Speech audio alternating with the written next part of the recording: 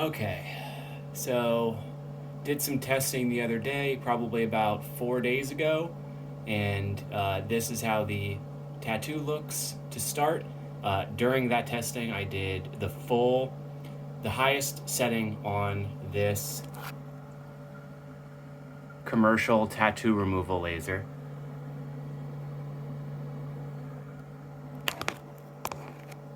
The highest setting is 2,000 millijoules, so 2 joules of energy at 10 hertz, so 10 times a second will it pulse.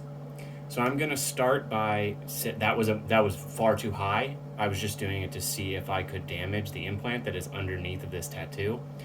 Since then, you can see I have some wounds.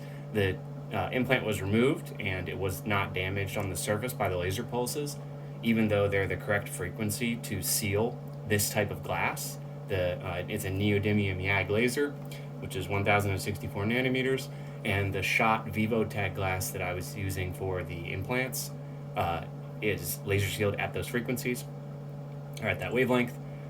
So I was just blasting away, but I'm going to start actually doing a tattoo removal in earnest right now. And so I'm going to start at 5 hertz, so 5 pulses per second, and I'm going to start at a relatively low setting, 1,000, sorry, not 1,000. I'm going to start at a lower setting, 100 millijoules, so that's pretty low.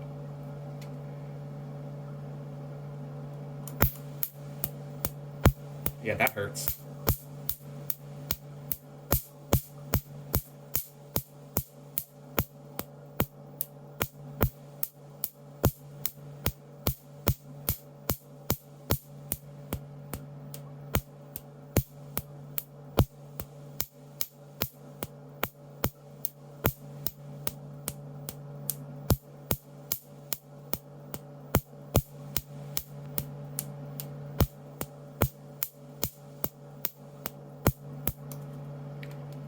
All right, so you can see it pretty severely damages the tissue, even at this low setting.